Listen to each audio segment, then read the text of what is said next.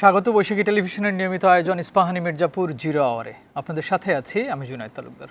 দর্শক, এই অনুষ্ঠানে সমসাময়িক রাজনীতি, অর্থনীতি, আন্তর্জাতিক সহ বিভিন্ন গুরুত্বপূর্ণ বিষয় নিয়ে আমরা কথা বলে থাকি। এই বিষয় নিয়ে আমরা আজকে এক আলোচনার বিষয় নির্ধারণ করেছি ইরান সংকট ও বৈশ্বিক অস্থিরতা।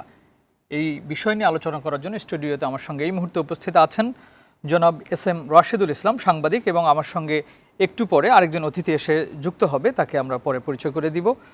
জনাব রাশেদুল ইসলাম, আপনাকে স্বাগত জানাচ্ছি আমাদের আজকের আয়োজনে। প্রিয় দর্শক, মূল অনুষ্ঠানে যাওয়ার আগে আমাদের আজকের বৈশাখী টেলিভিশনের প্রধান শিরোনামগুলো দেখে আসি।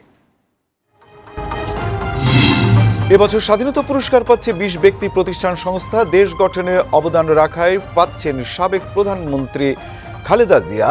ঈদের ছুটি 17 থেকে 23 মার্চ। বিএনপি ও জামাত প্রতিনিধি দলের সাথে মার্কিন সহকারী পররাষ্ট্রমন্ত্রী বৈঠক, দ্বিপাক্ষিক সম্পর্ক, অর্থনীতি সহ নানা বিষয়ে আলোচনা।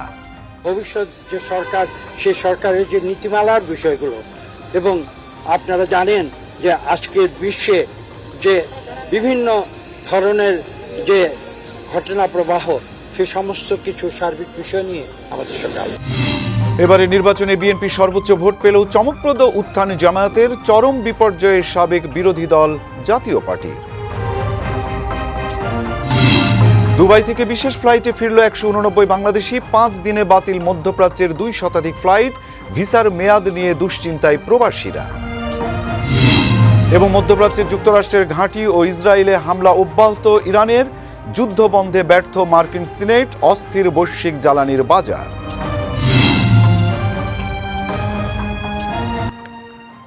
দর্শক, শিরোনামগুলো দেখছিলেন। আমাদের এই অনুষ্ঠানটি বৈশাখী টেলিভিশনের পাশাপাশি ইউটিউব চ্যানেল এবং ফেসবুক পেজেও সরাসরি সম্প্রচারিত হচ্ছে। আপনারা সংযুক্ত থেকে আপনাদের মতামত জানাতে পারেন।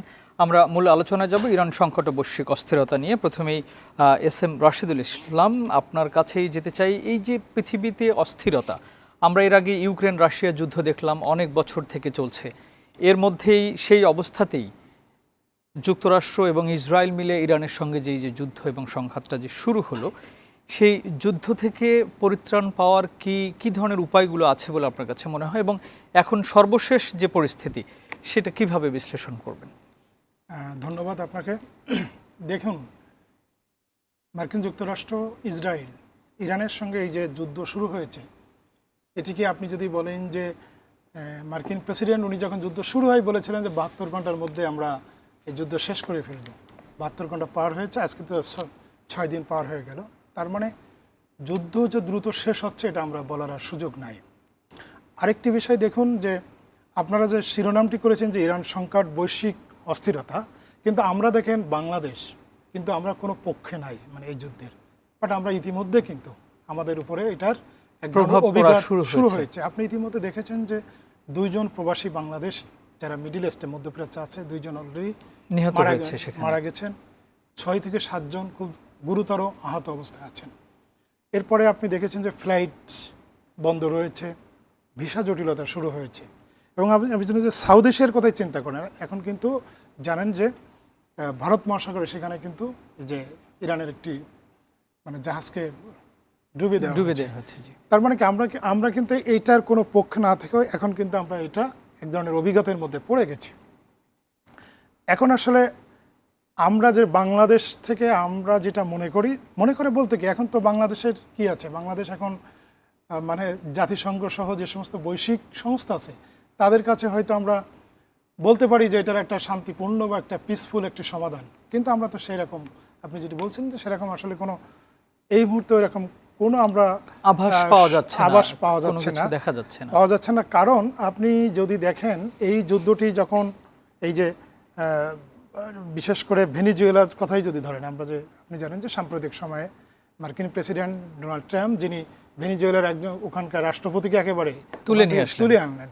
আবার সেম এখানে কি করলেন, এখানকার ইরানের যিনি দীর্ঘদিনের শাসক, দীর্ঘদিনের যিনি ইসলামী প্রজাতন্ত্রের যিনি প্রধান ছিলেন, সর্বোচ্চ ধর্মীয় নেতা খামেনিকে আমরা দেখলাম যে একেবারে সুনির্দিষ্টভাবে দীর্ঘদিন ধরে তারা প্ল্যান করে তারা এখানে আক্রমণ করে তাকে খুন করা হলো, এবং প্রথম দিনেই তাকে খুন করা হলো। এবং শুধু উনাকে না, তো তাদের হচ্ছে আপনার প্রতিরক্ষা যিনি প্রধান ছিলেন, আপনার হচ্ছে তাদের সেনাবাহিনীর একেবারে শীর্ষ পদের কর্মকর্তা সহ প্রায় 40-50 জনের মতো খুন করা হয়েছে আর কি। এখন এই যে সংকট শুরু হয়েছে, মানে আমেরিকা শুরুতে যেটি বলেছিল যে আমরা রিজিম চেঞ্জ করার জন্য এই যুদ্ধটি শুরু করতে চাই এবং এটা রিজিম চেঞ্জ হলেই শেষ হয়ে যাবে। কিন্তু দেখুন, আপনি এর আগে যদি হিস্ট্রিক্যালি দেখেন যে মিডল ইস্টের ইরাক বলেন বা লিবিয়া বলেন, সেখানে আমেরিকা যে যুদ্ধ শুরু করেছিল সেখানে কিন্তু একটা ব্যক্তিকেন্দ্রিক ছিল। ইরাকে সাদ্দাম হোসেন মারা গেছে, তারপরে ইরাকের কিন্তু যুদ্ধ শেষ হয়েছে, বা লিবিয়াতে গাদ্দাফি মারা গেছে, শেষ হয়েছে। কিন্তু এখানকার যে রিজিম, মানে ইরানে যে রিজিম আছে, এই রিজিম তো আসলে এরকম না যে খামিনি মারা গেছে মানে এই রিজিমের বা এই শাসনতন্ত্রের সাথে যারা ছিলেন সেটা শেষ হয়ে গেল, তেমন না। কারণ তাদের টায়ার আপটা বা তাদের যে পদ্ধতি, তাদের যে নেতৃত্ব নির্বাচনের যে পদ্ধতি, এটা তো ভিন্ন, মানে মধ্যপ্রাচ্যের অন্য দেশগুলোর মতো না। যার জন্য আমি মনে করি যে আমেরিকা যে ঘোষণা দিয়ে বা ডোনাল্ড ট্রাম্প যে ধরনের কথা বলে যুদ্ধ শুরু করেছিল, সেই পরিস্থিতিতে নাই এখন। উনি কিভাবে এটা তো অনেকেই বলছেন যে এটা সেপ্টেম্বর পর্যন্ত এই যুদ্ধ চলতে পারে, আসলে এই বিষয়েও কিন্তু কথা হচ্ছে এখন, এটা খুব কম সময়ের মধ্যে শেষ হওয়ার কোনো সুযোগ নেই। একটা জিনিস বলি যে উনি কিন্তু পরে বলেছেন যে প্রথমে 72 ঘন্টা, তারপরে কিন্তু বলেছেন যে 4-5 সপ্তাহ চলতে পারে। এখন দেখুন, এই কথাগুলোর উপর আসলে ডিপেন্ড করা যাবে না, হ্যাঁ, এবং এটা আদৌ কিভাবে কি চলবে এটা বলা মুশকিল হচ্ছে আর কি। এখন এটা কি সমাধান হবে সেটাও কিন্তু আসলে আমরা ওই যে আভাস পাচ্ছি না। জি, ধন্যবাদ আপনাকে। আরিফুল ইসলাম আদিব, আপনাকে স্বাগত জানাচ্ছি, যদিও একটু আপনার দেরি হয়েছে। আমরা আলোচনা করছিলাম ইরান সংকট ও বৈশ্বিক অস্থিরতা নিয়ে। আপনার কাছেও প্রশ্ন একটু রাখতে চাই, যেটা এস এম রাশিদুল ইসলাম বলছিলেন যে এই যে সংকটময় পরিস্থিতি, এই যুদ্ধের কারণে সারা পৃথিবীতে, যদিও আমরা এই যুদ্ধের মধ্যে আসলে নেই, কিন্তু আমরাও বিভিন্নভাবে অ্যাফেক্টেড হচ্ছি। তো এই যুদ্ধ পরিস্থিতিতে বাংলাদেশ কিভাবে নিজেদেরকে একটু আলাদাভাবে নিরাপদে রাখতে পারে বলে মনে হয় আপনার কাছে? নিরাপদ বলতে যুদ্ধের সরাসরি বিষয় না, এখানে হচ্ছে যে অর্থনৈতিক যে বিষয়গুলো আমরা বিভিন্নভাবে হয়তো এফেক্টেড হব, সেই বিষয়গুলো থেকে।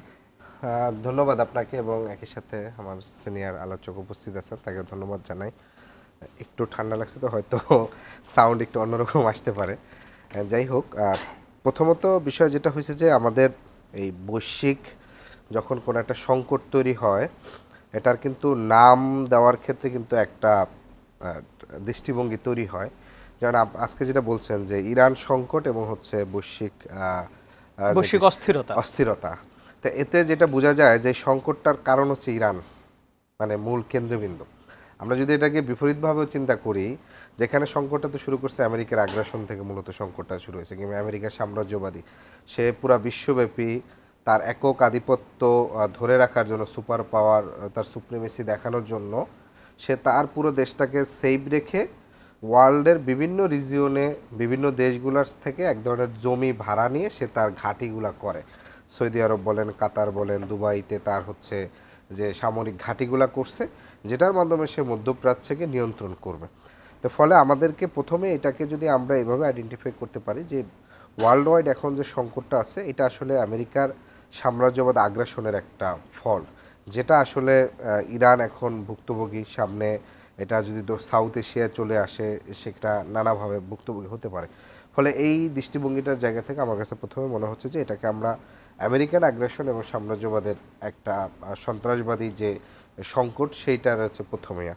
দ্বিতীয়ত হচ্ছে এখানের পুরো মধ্যপ্রাচ্যটাই কিন্তু বলা চলে যে মানে পৃথিবী গতিশীল রাখার জন্য একটা মানে তেলের হাব। মানে এটা ধরেন আমি দেখেছিলাম যে আমাদের এখানেও একটা রিপোর্ট হয়েছে, আপনি পৃথিবীর যে কোনো দেশেই আপনি বাংলাদেশ থেকে যেতে চান, আপনাকে ট্রানজিট নিতে হবে দুবাইতে, তুরস্কে। তো সেই জায়গা থেকে এখানে যেটা হয়েছে যে আমাদের এখানকার দেখলাম যে মজুদ আছে যতটুকু তেলের, এটাও সম্ভবত 15 দিন বা 1 মাসের ভিতর এক ধরনের সংকট তৈরি হবে।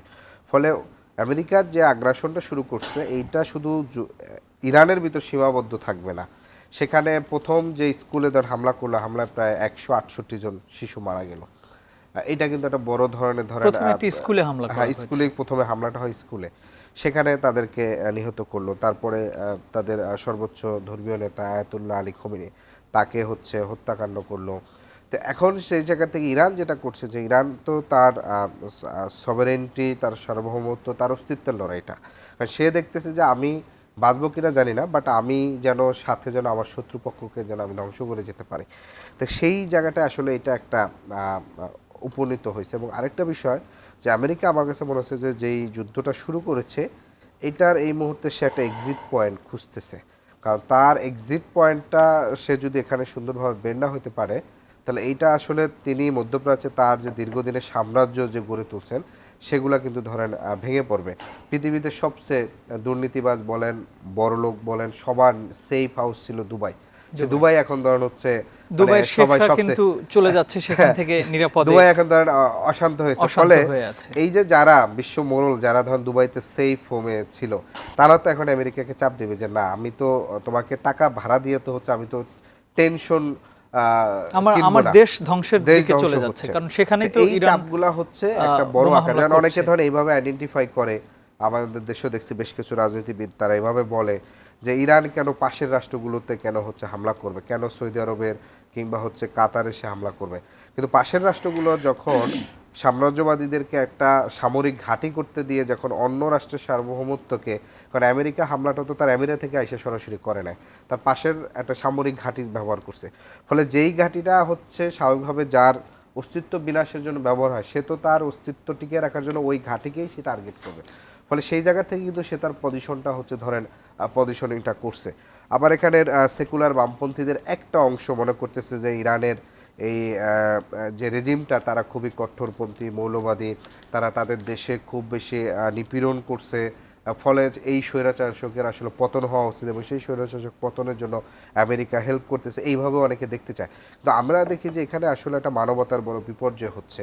এখানে পৃথিবীতে যে একটা সোভেরেন্টি, একটা রাষ্ট্রের যে ধারণা, সেটাকে আসলে ধূলিসাৎ করতেছে। এবং এই যুদ্ধ একটা সময় এমন হতে পারে যে আমেরিকার যে সুপার পাওয়ার সেটা এক ধরনের পতনের দিকে যেতে পারে, এবং তখন আঞ্চলিক সুপার পাওয়ার, কারণ ইরান যদি এই যুদ্ধে যদি ওভারকাম করে ফেলে, তখন তো ওই অঞ্চলে সে আঞ্চলিক সুপার পাওয়ার তো সে হয়ে যাবে, চীন তার অঞ্চলের সুপার পাওয়ার হবে, তখন মাল্টিপোলার হচ্ছে বিশ্ব সমীকরণ একটা তৈরি হবে, যেটা আসলে এক হিসাবে ভালো হতে পারে, আবার এটা নানা ধরনের ইমব্যালেন্সও তৈরি করতে পারে। এই আমরা যেমনটি আলোচনা করছিলাম যে রাশিয়া ইউক্রেন যুদ্ধের পরে সারা পৃথিবীতেই বিভিন্নভাবে এফেক্টেড হয়েছে সব দেশই, কিন্তু এই যুদ্ধের ফলে যেটা হয়েছে, যেহেতু এটা মধ্যপ্রাচ্য, বাংলাদেশ বাংলাদেশের অনেক শ্রমিকরাও কিন্তু এই দেশে কাজ করে, যেখান থেকে অনেক রেমিটেন্স আসে। আপনি যদি সৌদি আরবের কথা বলেন, দুবাইয়ের কথা বলেন, কাতারে বলেন, এই যে এবারের কিন্তু বাংলাদেশ সরাসরি আমরা বলতে পারি যে এখানে এফেক্টেড হচ্ছে এবং হবে।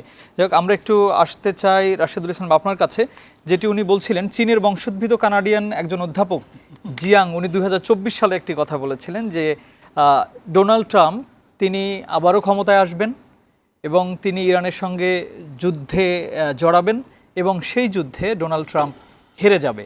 এবং তার যে 3টি বাণী, তার মধ্যে 2টি বাণী এখন পর্যন্ত আমরা দেখতে পাচ্ছি যে অলরেডি মানে ফলে গেছে, যেটা আমরা বলি। তো শেষেরটা কি শেষ পর্যন্ত এরকম হতে পারে বলে মনে হয় আপনার কাছে?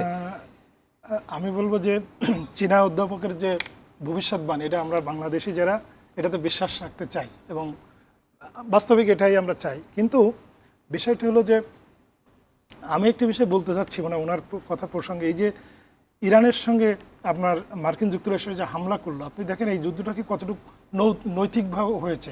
নৈতিক এই অর্থে আপনি দেখেন যে যখন জেনেভায় কিন্তু একটা আলোচনা চলছিল, চলমান অবস্থায় কিন্তু হামলা।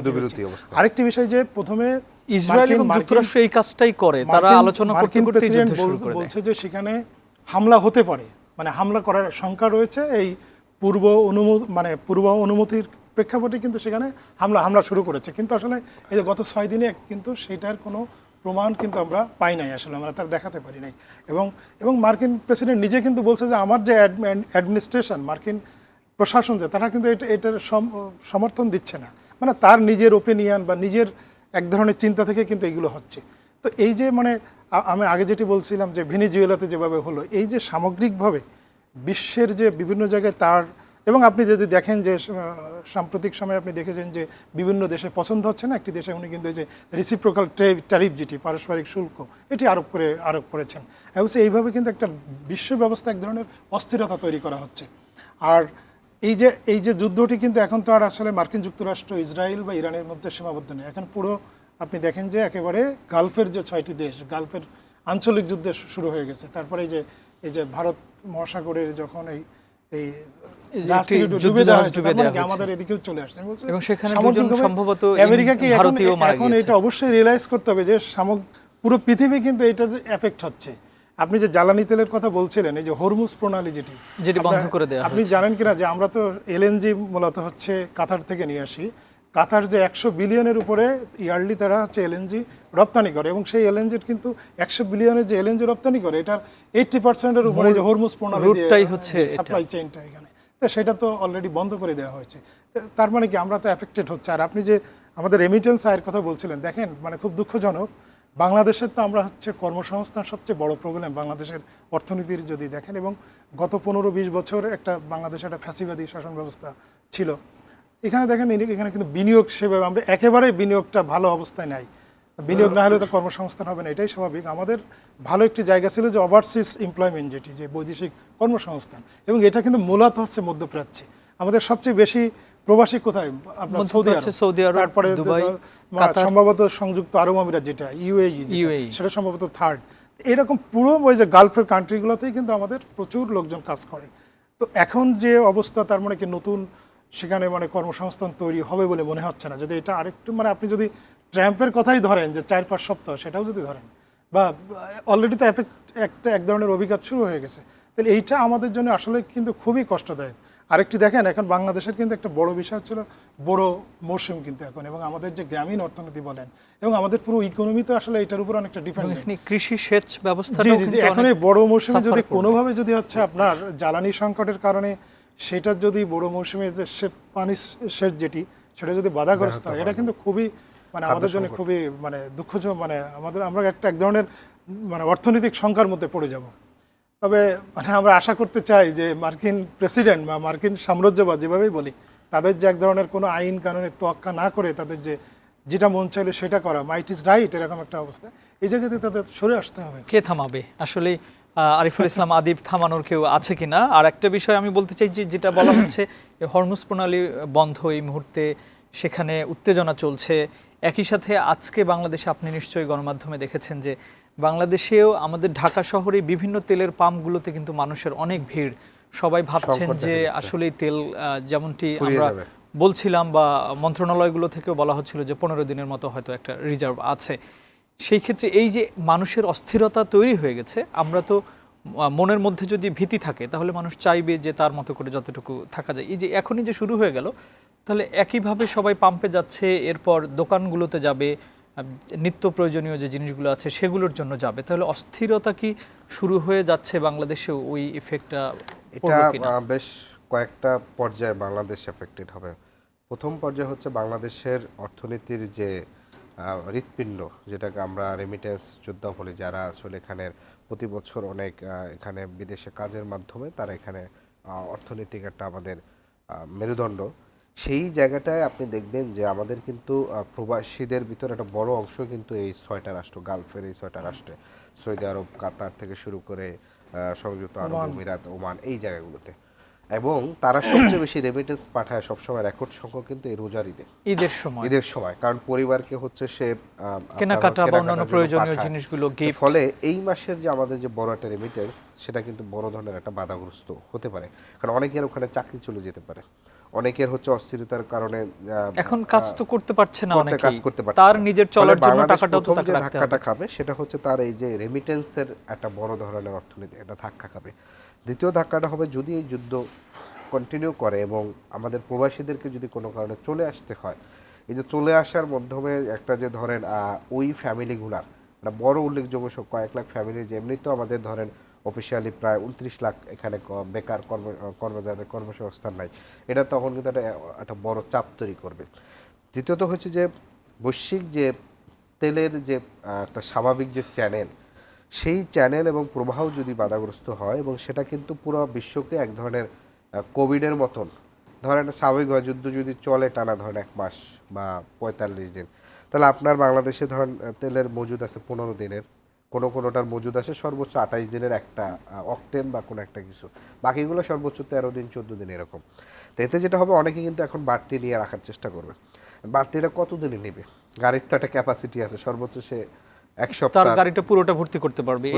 এতে যেটা হবে, অনেকের আবার যাদের জরুরি, বিশেষ করে হাসপাতালের যে আপনার অ্যাম্বুলেন্স বলেন কিংবা মেডিকেল সার্ভিসগুলা, নিউজ পেপারের যে সার্ভিসগুলো, সেগুলো কিন্তু আবার ব্যাহত হতে পারে। তো ফলে এইটার হচ্ছে বাংলাদেশ নানাভাবে এখানে অ্যাফেক্টেড হয়। প্রথমত হচ্ছে যেহেতু তার প্রবাসীদের বড় একটা অংশ ফিরে আসতে বাধ্য হতে পারে, রেমিটেন্সে বাধাগ্রস্ত হবে, তেলের একটা বড় ধরনের এখানে হবে। তেল না হলে তো আপনার কোনো আমাদের কিছুই তো সারা সম্ভব দেশে না। গাড়ি ঘোড়া না চললে আপনার সারা দেশের যে আমাদের অর্থনৈতিক আপনার যে যে খাবারগুলা যে ঢাকা শহরে আসে, এই যে একটা আপনার হচ্ছে চক্র, সেই চক্রটা তো বন্ধ হয়ে যায়, তখন খাদ্য একটা ধরনের নানা কারণে বাধাগ্রস্ত হবে। ভাই যেটা আরেকটা বললেন যে আপনার এই বড় মৌসুমে যদি তেলের ঘাটতি হয় তাহলে উৎপাদনে, এটা খাদ্য উৎপাদনে একটা ব্যাহত হতে পারে, ফলে বাংলাদেশকে নানাভাবে বাধাগ্রস্ত হতে পারে। আরেকটা সবচেয়ে বড় জটিলতা হতে পারে বাংলাদেশের ক্ষেত্রে, সেটা হচ্ছে যে এখানে একটা ধর্মীয় বিরোধ আছে। ইরানকে আমরা শিয়া রাষ্ট্র হিসাবে চিনি, ফলে বাংলাদেশ একটা সুন্নি রাষ্ট্র, ফলে কিছু আলেম বা কিছু লোক কিন্তু তারা কিন্তু ইরানকে হামলা করাটাকে জাস্টিফাইড করতে চাবে, আবার বাকিরা কিন্তু যে না, ইরান মজলুমের পক্ষে থাকবো। ফলে এই যুদ্ধ যদি লং রান হয়, মানে আপনার ইতিমধ্যে অনেকে বলছে যে সিয়ারা মুসলিম না, সিয়া হচ্ছে তারা কোনোদিন কাবা জিয়ারত করে না, ফলে ওই যে একটা ধর্মীয় যে টেনশনটা, সেই টেনশনটা কিন্তু আমার রাষ্ট্রে এসে কিন্তু মানে, কারণ যুদ্ধ মানে তো আলোচনা, কন্টিনিউয়াসলি চায়ের টেবিলে আলোচনা করবে, আপনার হচ্ছে হোস্টেলে বসে আলোচনা হবে, বিশ্ববিদ্যালয়গুলোর ক্লাসরুমে আলোচনা হবে, এবং এইটা কিন্তু একটা সময় কিন্তু এক ধরনের মানে আপনি যখন একটা যে বিতর্ক প্রথম দিকে করলে বিতর্কটা সুন্দর থাকে, সৌজন্য থাকে, একটা পর্যায়ে কিন্তু এটা কিন্তু একটা বড় ধরনের সংকট তৈরি করতে পারে। কারণ অনেকে ধরেন মাসালা দিচ্ছে যে না, তারা তো মুসলিমই না, তারা সংকট তৈরি করতেছে, সৌদি আরবে কেন বোমা মারতেছে, কাতারে মারতেছে, ফলে এই ধরনের একটাও কিন্তু সংকট, সামাজিক সংকটটা কিন্তু মধ্যপ্রাচ্য বলা হচ্ছে যে সিয়া সুন্নিতে পরিণত হবে কিনা এই যুদ্ধটা শেষ পর্যন্ত। হ্যাঁ, ওইটাও মানে এই সংকটটা কিন্তু মধ্যপ্রাচ্যের ক্ষেত্রেও কিন্তু এই জিনিসটা ঘটতে পারে যে পুরো মধ্যপ্রাচ্য সিয়া সুন্নি এই দুই ডিভাইডেশনে কিন্তু বিভক্ত হয়ে যেতে পারে। যেটা আপনি দেখছেন যে আমেরিকা যেটা করছে, যে আইএস তৈরি করে আপনার ইয়ার ক্ষেত্রে, সিরিয়ার ক্ষেত্রে যে কট্টর সুন্নিপন্থী করে সিয়াদের সাথে একটা টানা হচ্ছে, ধরেন যুদ্ধ, প্রক্সি যুদ্ধ হচ্ছে, চলছে, মানে ও যুদ্ধ করা লাগে না, এটা অটো যুদ্ধটা চলতেছে। ফলে এই সংকটটা কিন্তু মানে অনেকগুলো কনসিকুয়েন্স কিন্তু ধারাবাহিকভাবে কিন্তু ধরেন চলবে। নিশ্চয়ই এটা বাংলাদেশের জন্য এবং সারা পৃথিবীর জন্য খুবই সংকটময় মুহূর্ত তৈরি হতে পারে। সেটা না হোক আমরা চাই। আমরা একটা বিজ্ঞাপন বিরতিতে যাব, তার আগে রাশেদুল ইসলাম আপনার কাছে একটা প্রশ্ন রেখে যেতে চাই যে ইরানের যে মিত্র, আমরা চীনকে বলছি, রাশিয়াকে বলছি, তাদেরকে আমরা তেমন কিছু বলতে শুনছি না। হয়তো তারা একটা ব্রিফিং দিচ্ছে যে না, এই যুদ্ধটা ঠিক হচ্ছে না, এটা যুক্তরাষ্ট্র এই কাজটা সঠিক করছে না। কিন্তু ইসরায়েল এবং যুক্তরাষ্ট্রের সঙ্গে যারা মিত্র আছেন তারা কিন্তু একে একে চলে আসতেছেন। যেমন আমরা ফ্রান্সকে দেখলাম, তারা তাদের রণতরী পাঠিয়েছেন, এবং আরও অন্যান্য দেশগুলো, ইংল্যান্ডের কথা আমরা শুনতে পাচ্ছি, এবং সবাই আসতেছে। তাহলে এই যে অবস্থাটা, সেখানে ইরানের যে মিত্ররা তারা শুধু মানে বলেই বসে থাকছে কেন, এটা আপনার কাছ থেকে একটু শুনবো। প্রিয় দর্শক, ইস্পাহানি মির্জাপুর জিরো আওয়ারে নিচ্ছে ছোট্ট একটা বিরতি, ফিরবো কিছুক্ষণ পর।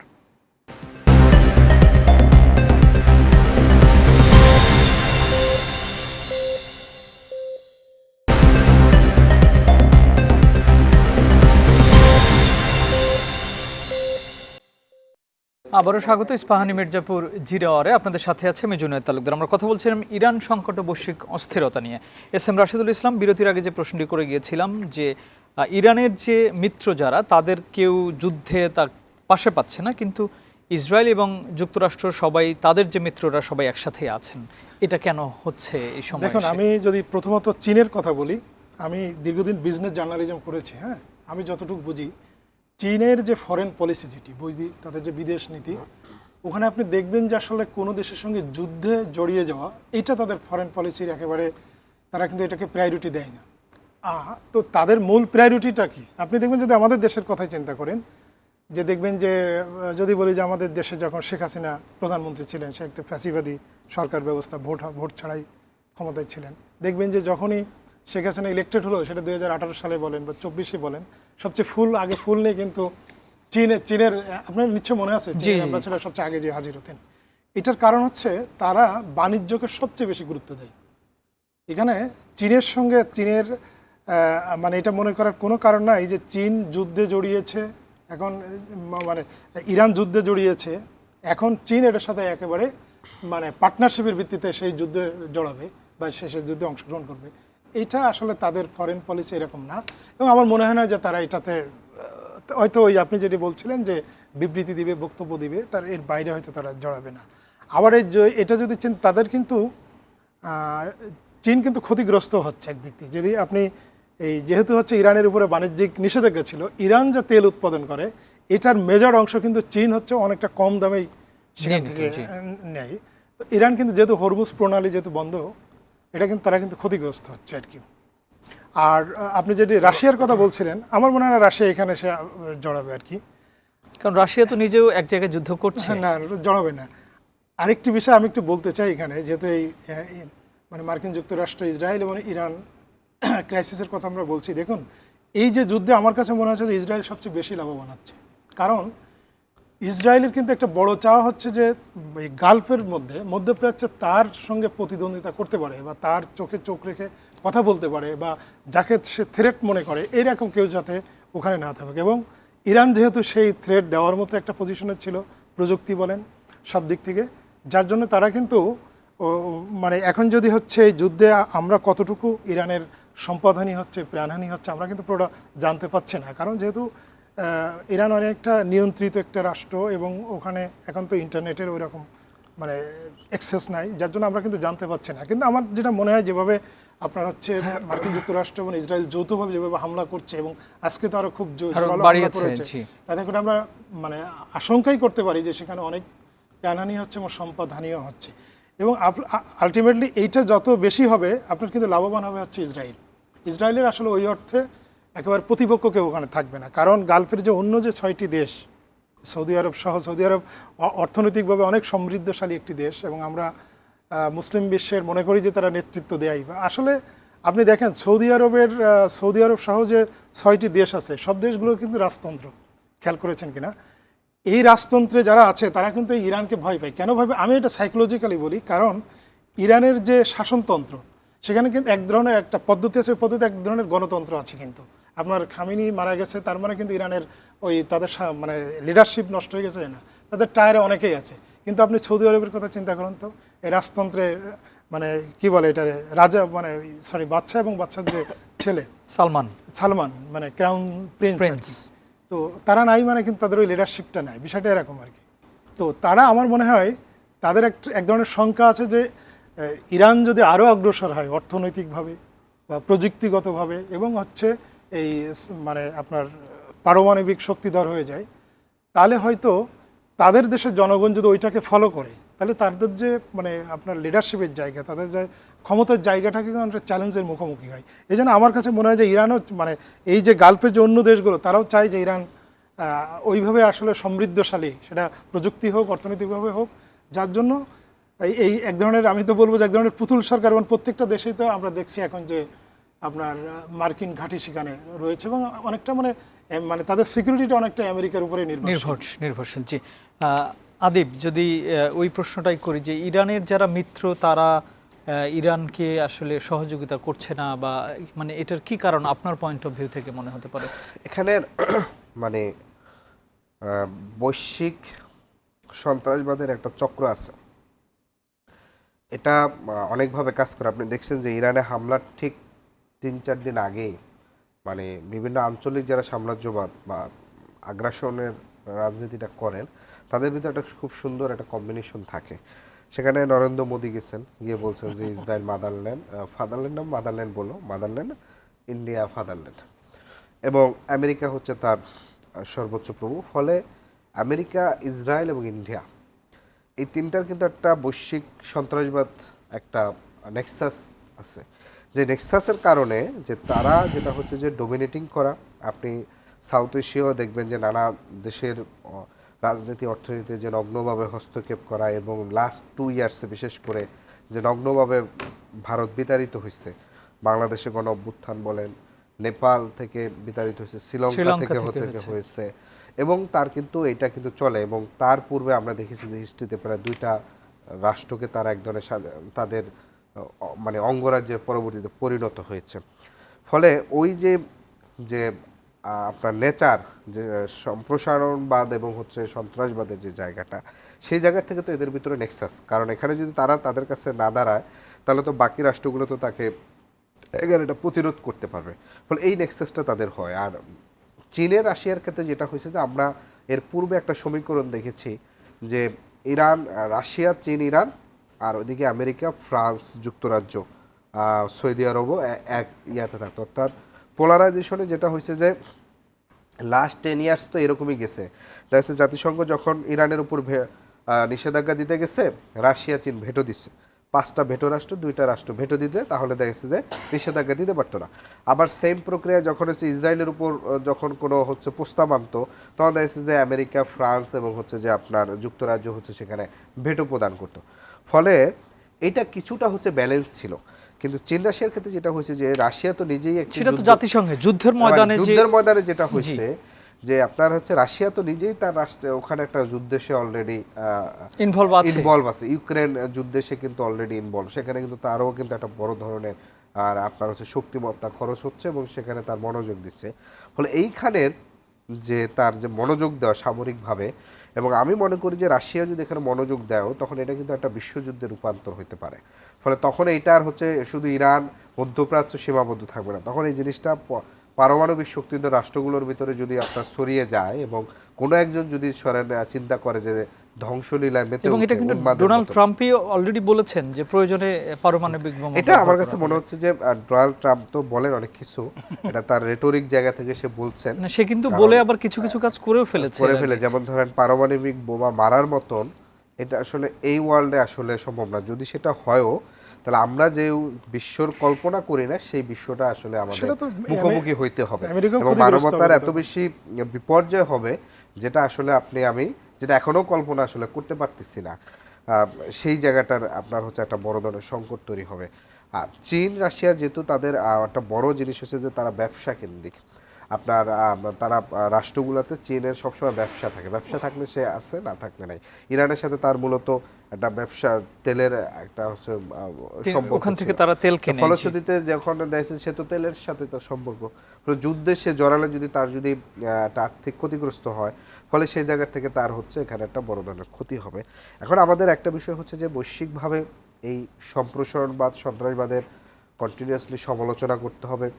এটার জন্য পারলে আরও বেশি করে স্ট্রিট আপনার হচ্ছে প্রোটেস্ট করতে হবে, যাতে অন্তত পরাশক্তি রাষ্ট্রগুলো এই ধরনের মানবতা বিরোধী একটা যুদ্ধ যেটা ধ্বংস মানুষের জীবন জীবিকা মানে শিশুদের হত্যার থেকে দূরে থাকে। অন্যথায় এটা একটা বড় ধরনের একটা বৈশ্বিক সংকট আসলে তৈরি করবে। জি, ধন্যবাদ আপনাকে রাশিদুল ইসলাম। কিছুদিন আগেও তো আমরা ইরানে দেখলাম যে ইরানের জনগণ রাস্তায় নেমে আন্দোলন করছে এই সরকারের বিরুদ্ধে, খামেনি সরকারের বিরুদ্ধে, এবং সেখানে অনেক লোক হতাহত হয়েছেন। সেটা নিয়ে সারা পৃথিবীতে সোচ্চার ছিল। সেই সময় ডোনাল্ড ট্রাম্প বলছিলেন যে সেই দেশের জনগণকে রাস্তায় এসে তাদের ক্ষমতা নিয়ে নেওয়ার জন্য বা এই সরকারকে উৎখাত করার জন্য। এবং এই যে যুদ্ধ, তারপর থেকে যে যুদ্ধ শুরু হলো, যুদ্ধের সময়ও খামেনিকে মেরে ফেলার পরে কিন্তু এই সরকারকে পরিবর্তনের জন্য তিনি কাজ করছেন, এবং তিনি সেখানকার জনগণকে বলছেন যে রাস্তায় নেমে এসে তাদের দায়িত্ব বুঝে নেওয়ার জন্য। একজন আমেরিকায় বসে আছেন রেজা পাহলভি, উনিও আসার জন্য অপেক্ষা করছেন। আসলে এটা কিন্তু এখনো সম্ভব হয় নাই। সেটা কি সম্ভব হবে বলে মনে হয় যে ইরানের জনগণ রাস্তায় নেমে আবারও এই সরকারকে পরিবর্তন করার জন্য মাঠে নামবে কিনা? এটা আমরা আলোচনাটা করব। আমাদের আরেকটা বিজ্ঞাপন বিরতির সময় হচ্ছে। প্রিয় দর্শক, ইস্পাহানী মির্জাপুর জিরো আওয়ারে নিচ্ছি আরও একটি ছোট্ট বিরতি, ফিরছি কিছুক্ষণ পর।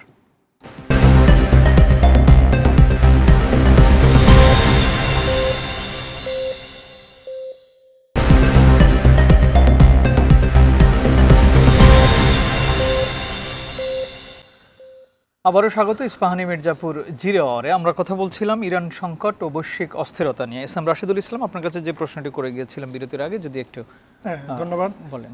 দেখুন, আপনি গত জুনে ইরানে যে হামলা হয়েছিল, তারপরে যার আরেকটি আমরা সাম্প্রতিক সময় সেখানে আমরা দেখেছি যে তাদের ডলার ক্রাইসিস নেই, সেখানে এক ধরনের মানে বৈদেশিক মুদ্রার যে বিনিময় হার, এটা নিয়ে তাদের ওখানে এক ধরনের অসন্তোষ, এবং সেটা আমরা দেখেছিলাম যে রাস্তায় লোকজন নেমে এসেছিল এবং সরকারের বিরুদ্ধে বেশ প্রতিবাদ হয়েছিল এটা নিয়ে।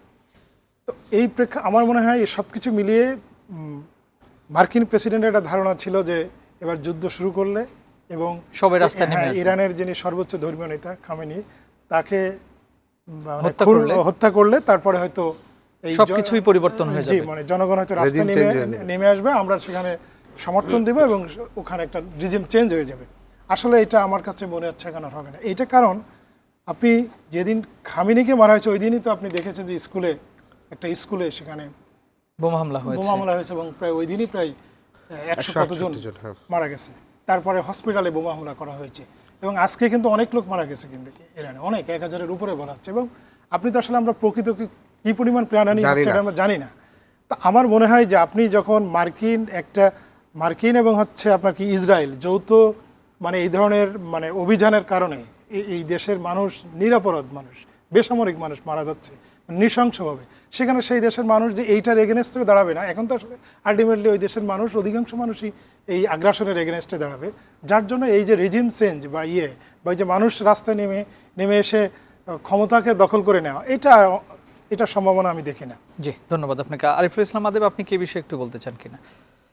না, এখানে তাদের হচ্ছে যুদ্ধের কৌশলের জায়গা থেকে যে আর্টিফিশিয়াল যে বিষয়টি ভাবছে যে এখানের কিছু বিক্ষোভ হচ্ছে, সেই বিক্ষোভের ফলে যখন সর্বোচ্চ নেতার মৃত্যু হবে তখন এটা তাদেরকে মানে বিরোধী পক্ষকে একটা বড় ধরনের বুস্ট আপ করবে এবং তারা আরও বেশি নামবে। জিনিসটা কিন্তু হিতে বিপরীত হয়েছে, বরঞ্চ দেখা গেছে যে হত্যা হওয়ার ফলে সে কিন্তু আরও সিম্প্যাথি হয়েছে। বরঞ্চ ইরানের যারা নিরপেক্ষ ছিল, যে সে ধরেন আয়াতুল্লাহ খোমেনির মানে রুলিং পার্টির পক্ষ না, বিরোধী পক্ষ না, ওই লোকগুলা কিন্তু বরঞ্চ এখন আরও হচ্ছে আয়াতুল্লাহ খোমেনি সহ তাদের পক্ষে আসে, কারণ সে দেখছে যে সে তো ভিকটিম, তাকে অন্যায়ভাবে সার্বভৌমত্বকে আঘাত, আপনি সার্বভৌমত্ব আঘাত হেনে আপনি বলবেন যে হচ্ছে সে স্বৈরশাসক ছিল। তো স্বৈরশাসক সরানো, তাদের তো নিজস্ব একটা নির্বাচন প্রক্রিয়াই আছে এবং সেই প্রক্রিয়ার মাধ্যমে তারা কিন্তু ধরেন ওই জায়গাটা হয়। হয়তো আপনার স্বাভাবিক জীবনযাপনের ক্ষেত্রে কিছু ধরেন কঠোর বিধিনিষেধ আছে, কিন্তু গণতান্ত্রিক প্রক্রিয়া তার কিন্তু এমন হয় না ইরানে যে এই বছর নির্বাচন হলো না সরাসরি আমরা হচ্ছে কোনো অন্য প্রক্রিয়া নির্বাচন, সেটা কিন্তু ইরানে কিন্তু এটা কিন্তু কেউ বলতে পারবে না তার নির্বাচন প্রসিডিউর নিয়ে। তো ফলে যেই জায়গাটি হয়েছে, যেমন ধরেন ওখানে বিপরীত পক্ষ ছিল কার, আহমেদিনেজাদ ছিল, মানে আহমেদিনেজাদ ছিল লিবারাল আর হাসান রুহানি ছিল কঠোরপন্থী। ফলে আহমেদিনেজাদও টানা 8 বছর ক্ষমতায় ছিল, এরপরে হাসান রুহানিরা আসছে, তারাও কিন্তু ক্ষমতায় ছিল। ফলে দুটা দলে কিন্তু আবার যখন আমেরিকার কোশ্চেন আসে, সার্বভৌমত্বের কোশ্চেন আসে, মূল দুটা পার্টি কিন্তু তখন এক হয়ে যায়। বাকি যেটা ওখানে বামপন্থীরা যে দলগুলো আছে যারা হচ্ছে বাকস্বাধীনতা মুক্ত চিন্তার জায়গা থেকে হচ্ছে কঠোর বিধিনিষেধের জায়গায় কিছুটা বিরোধিতা করে, তাদের সংখ্যাটা একেবারে ওখানে খুবই কম এবং নমিনাল। এইটা আসলে আপনার মানে আপনার ওই যে বড় স্ট্রিট বিক্ষোভ করে যে খুব বেশি যে একটা রেজিম চেঞ্জের মতন, সেটা আসলে হয় না। জি, ধন্যবাদ। রাশেদুল ইসলাম, আপনার কাছে একটু অন্য বিষয় নিয়ে কথা বলতে চাই, দেশীয় বিষয় নিয়ে। সেটা হচ্ছে এই 5টি ইসলামিক ব্যাংকের আমানতকারীরা আজকে বাংলাদেশ ব্যাংকের সামনে তারা অবস্থান নিয়েছিলেন এবং সেখানে সর্বশেষ পুলিশ জল কামান ব্যবহার করে তাদেরকে সরিয়ে দেওয়া হয়েছে সেখান থেকে। এই যে যারা এখানে আমানতকারী টাকা রেখেছেন তারা টাকা উঠাতে পারছেন না, তাহলে তারা তো একটা মানে দাবি দেওয়া পেশ করতে পারেন। এর আগের গভর্নর সেটার জন্য একটা প্রতিশ্রুতি দিয়েছিলেন, সেটাও এখনও বাস্তবায়ন হয়নি, তারা কেউ টাকা পাচ্ছেন না। আপনি যেহেতু সবসময় আমরা দেখেছি যে ব্যবসার সঙ্গে বা এই বিট করেন সাংবাদিকতায়, আপনার কাছ থেকে একটু এই জন্যই জানতে চাই যে আসলে দেখুন, আমি একটি বিষয় বলবো যে যারা আমানত রেখেছিলেন তারা আমানত পাচ্ছেন না, এইটার জন্য আসলে এখনকার যে রিজিম বা এখনকার ব্যাংকের গভর্নর বলেন বা এখন যারা ব্যাংক পরিচালনা আছে তাদেরকে দায়ী করা যাবে না। আবার অন্তর্বর্তীকালীন সরকারের সময়ে যারা ছিলেন তাদেরকেও দায়ী করা যাবে না। কারণ কি, আপনি জানেন যে এই যে 5টি ব্যাংকের বলছেন, আপনি নিজেও সাংবাদিকতা করেন, জানেন যে এই 5টি ব্যাংক কিন্তু একেবারে খালি করে দেওয়া হয়েছিল। এখন এইটাকে রিকভারি করে মানে এই যে আমানত ফেরত দেওয়া আসলে কিন্তু কঠিন কাজ। তবে আপনি জানেন যে এর আগে যিনি গভর্নর ছিলেন হাসান ইস মনসুর, উনি কিন্তু আমি বলবো যে মোটামুটি এক ধরনের ভালো সিদ্ধান্ত নিয়েছিলেন এবং যেটার মাধ্যমে একটা প্রক্রিয়া কিন্তু শুরু হয়েছে। এবং নতুন যিনি গভর্নর এসছেন উনি কিন্তু বলেছেন যে এই 5টি ব্যাংক যেভাবে মানে আগের অন্তর্বর্তীকালীন সরকারের সময় যেভাবে যে ধরনের সিদ্ধান্ত নেওয়া ছিল ওই সিদ্ধান্তগুলোকে এগিয়ে নেওয়া হবে।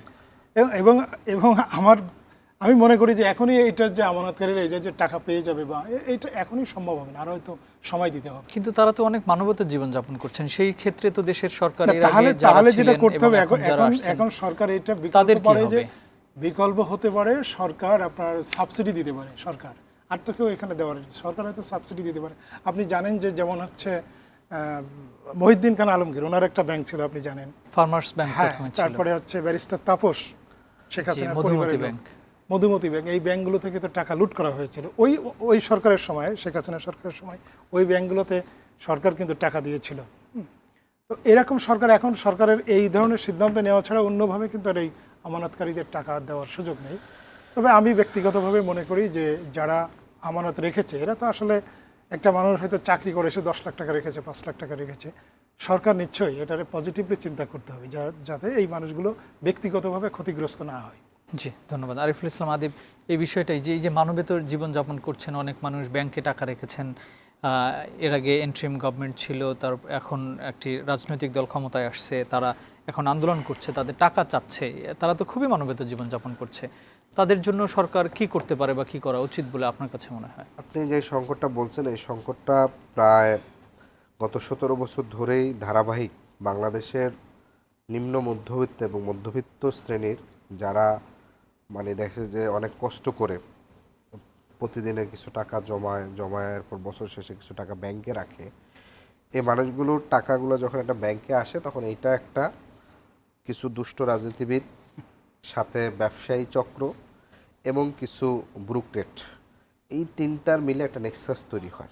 তারা ওই ব্যাংকগুলোকে নিজেদের মতন করে ডিরেক্টরশিপে নিয়ে এসে নিজেদের ইচ্ছা মতন বিনিয়োগ, নিজেদের ইচ্ছা মতন হচ্ছে ঋণ খেলাফি দেখিয়ে আপনার হচ্ছে টাকাটা একসাথে চুরি করে। আপনি 11 সালের পর থেকে শেয়ার মার্কেটে এই যে আত্মহত্যা করছে না ভাই অনেকে শেয়ার মার্কেটে পুরা মানে তাদের সারা জীবনের সঞ্চয় খুঁয়ে আত্মহত্যা করছে। শেয়ার মার্কেটে কে ছিল? সালমান এফ রহমান ছিল, দরবেশ, তখন থেকে তার নাম কিন্তু হচ্ছে দরবেশ। এরপরে আপনার দেখলেন যে সালাম থেকে শুরু করে বিভিন্ন যে বড় বড় গ্রুপগুলা যেভাবে হচ্ছে নিজেদের ওই ব্যাংকের ডিরেক্টরশিপ নিয়ে যেভাবে হচ্ছে ইচ্ছা মতন বিনিয়োগ করে, সেই জায়গা থেকে আমরা যেটা দেখলাম যে অন্তর্বর্তী সরকারের সময় আসারিস মনসুর এবং তিনি তো কোনো দলীয় লোক ছিলেন না, তিনি তো এনসিপি করতেন না, কিংবা হচ্ছে বরঞ্চ বিএনপি করার সম্ভাবনা আছে, কারণ তাদের কেরিয়ারের সময় বিএনপিকে ক্ষমতায় পাইছে। মানে অন্যরা তো সবাই বিএনপির সময়, যেমন ধরেন সালাউদ্দিন আহমেদ অর্থমন্ত্রী, তিনি তো বিএনপির সময় গভর্নর ছিলেন। পররাষ্ট্রমন্ত্রী যে পররাষ্ট্র উপদেষ্টা যে ছিলেন তৌহিদ ভাই, তিনি বিএনপির সময় পররাষ্ট্র সচিব ছিলেন। তো ফলে যেটা বলছি যে আসারিস মনসুর বেশ কিন্তু উদ্যোগ নিছিলেন যে এই বাহিরে যে টাকাগুলো পাচার হচ্ছে সে টাকাগুলো ফিরিয়ে আনা, বড় বড় যে আপনার হচ্ছে জায়ান্ট যে অলিগারগুলো আছে সেগুলোকে নানাভাবে হচ্ছে ধরা কিংবা তাদেরকে একটা প্রেশারে রাখা। সেই জায়গাটা আমরা দেখলাম যে বাংলাদেশ ব্যাংকে কি হইলো, যে কর্মকর্তা ঐক্য পরিষদ নামে তার বিরুদ্ধে একটা আন্দোলন হইল এবং তাকে যে অপমানসূচকভাবে হচ্ছে নেওয়া হয়েছিল, আগামীতে বাংলাদেশের কোনো সংকটে কোনো ভদ্রলোকরা, কোনো একাডেমিশিয়ানরা দায়িত্ব নেবে না। লিটারেলি আপনারা এখানে মনে করবেন কি না যে 5ই আগস্টের পরে বাংলাদেশ রাষ্ট্র যে অর্থনৈতিক বিপর্যয়ের ভিতর, রাজনৈতিক সংকট, অর্থনৈতিক, রাজনৈতিক এবং সামগ্রিকভাবে যে সংকটে ছিল, সেই মোমেন্টে কিন্তু একটা আলাপ ছিল জাতীয় সরকারের। বিএনপি সেই মোমেন্টে দায়িত্বটা নেয় না। কেন নেয় না? কারণ সে চিন্তা করছে এই দায়গুলো সে নেবে না। ফলে এই দায়িত্বগুলো কিন্তু ওই সিভিল সোসাইটি, একাডেমিশিয়ান, বিশেষজ্ঞ এবং কিছু ছাত্রনেতাকে কিন্তু নিতে হয়েছে। এখন তারা ভালো করছে কি খারাপ করে না, আপনি মার্কিং সেটা আলাদা করতে পারেন, কিন্তু সংকটে সে যে দায়িত্ব নেওয়ার যে একটা সাহস করছে এবং 11th আওয়ারে তার বিদায়টা যদি হচ্ছে নির্বাচিত সরকার তাকে যদি অপমানজনকভাবে হচ্ছে তাকে হচ্ছে বিদায় করে, এটা কিন্তু আগামীতে বাংলাদেশ যদি আবার কোনো একটা সংকটে পতিত হয়, সেই জায়গাটা কিন্তু এরকম কেউ আসবে না।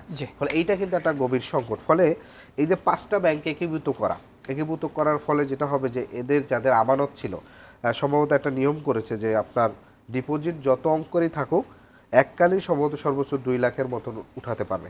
ফলে এইটা কিন্তু ধরুন অনেকের জন্য পুরো একটা লাইফের পুরো একটা না 3টা পরিবার কিন্তু বাধাগ্রস্ত হয়। কারণ অনেক ফ্যামিলি আছে 20 বছর ধরে টাকাটা জমায়, হয়তো 20 বছর পরে সে চিন্তা করছে সে একটা বাড়ি তুললে তার এখন এই মুভমেন্টে ধরুন 10 লাখ টাকা দরকার, উঠানো উচিত, কিংবা তার ছেলেকে বাহিরে পাঠাবে, পড়াশোনা করবে, কিংবা মেয়ে বিয়ে দেওয়া বলেন একটা আছে। ফলে তার ওই প্ল্যানটার সাথে তার নিজের ফ্যামিলি এবং তার ছেলে মেয়ে 3টা ফ্যামিলি কিন্তু ধরেন হচ্ছে হচ্ছে ওটার কি বড় ধরনের বাধাগ্রস্ত হচ্ছে। ফলে এইটাকে সরকারকে অবশ্যই মানবিক দিকটা দৃষ্টিভঙ্গির থেকে মূলত এটাকে একটা সুন্দর সলিউশন করতে হবে। আবার এটাও একটা ঘটনা ঘটতে পারে হয়তো যে ধরেন এই যে আমানতদারীদের যে একসাথে যে বিক্ষোভ করা, কারণ আমরা এর আগের বিক্ষোভটা তো দেখলাম গভর্নরকে সরালো, এবং এখানে একটা ইন্টারেস্টিং বিএনপি খুব ভুল স্টেপ নিছে যে শেখ হাসিনার সময় যারা হচ্ছে ব্যাংকের গভর্নর ছিল তাদের কোনো দায় আওয়ামী লীগ কিন্তু নেয় না। আপনি ডক্টর আতিউর রহমান বলেন কিংবা তার ফজলে রাব্বি বলেন, তারা যে ধরনের ব্যাংকের বিপর্যয় ঘটাছে সেই দায়গুলো কখনোই শেখ হাসিনা নেয় না, এটা তাদের উপর ছেড়ে দিছে। তো এইখানে নিয়োগের ক্ষেত্রে আমরা যেটা দেখলাম যে তাকে নিয়োগ দেওয়া হয়েছে, তার দায়টা হচ্ছে বিএনপি পুরো দলীয়ভাবে করছে। ফলে আর্থিক ক্ষেত্রে যত ধরনের বিপর্যয় হবে এবং যত ধরনের হচ্ছে বিএনপিপন্থী ব্যবসায়ীরা লাভবান হবে কিংবা হচ্ছে নানা যা ধরনের ঘটবে বিএনপিকে দায় নিতে হবে। কিন্তু এটা জবাবদিহিতা দিতে জি হবে। ধন্যবাদ আপনাকে। আমরা শেষ করব, জাস্ট 30 সেকেন্ড আপনি যদি একটু বলেন যে এই যে প্রক্রিয়া, ভালো মানুষগুলো যারা আসছে এই সময়টাতে ছিল, এই যে যেভাবে তাকে বিদায় দেওয়া হয়েছে, এরপরে হয়তো ভালো মানুষগুলো আর আসবে না বা এই সংকটকালে আসবে না, না যেটা আদিল দেখুন, বলছিলেন। হাসান আইস মনসুর ডেফিনেটলি উনি একজন ভালো অর্থনীতিবিদ এবং ভালো গভর্নর ছিলেন। তবে আমি মনে করি যে যেহেতু বিএনপি নতুন একটি সরকার, তারা কিন্তু তাদের পছন্দের লোককে বসাবে, এটাই স্বাভাবিক, কারণ তাদের নিজস্ব। কিন্তু উনি বলছেন যে প্রক্রিয়াটা যেভাবে বের করা হয়েছে। ডেফিনেটলি প্রক্রিয়াটা আরো ভালো হতে পারতো। আরেকটি বিষয় আমি বলবো, জাস্ট আমানতকারীদের যেটি বলছিলেন যে এই যে আমানত মানে 5টি ব্যাংকের যে গভীর সংকট এবং আমানতকারীর এই যে মানবতা জীবনযাপন করছে, এইটার জন্য পূর্ণ দায়ী হচ্ছে আগের যে ফ্যাসিবাদী সরকার ছিল শেখ হাসিনা। আমি বলবো শেখ হাসিনা সরাসরি যে দায়ী, উনি যেটি বললেন যে দায়টা ছিল শেখ হাসিনার, এবং যারা এই অকামগুলো বা দুর্নীতিটা করেছে, লুট করেছে, তাদের জন্য প্রপার শাস্তি এই সরকার জন্য দিতে পারে এবং তাদের শাস্তিটা যেন নিশ্চিত হয়। এস এম রাশিদুল ইসলাম, আরিফুল ইসলাম আদিব, আপনাদের দুজনকে অসংখ্য ধন্যবাদ স্টুডিওতে এসে সময় দেওয়ার জন্য। প্রিয় দর্শক, ইস্পাহানি মির্জাপুর 0 আওয়ারে এই ছিল আমাদের আজকের আয়োজন। আগামীকাল অন্য কোনো বিষয় এবং অন্য কোনো অতিথি নিয়ে আবারও দেখা হবে।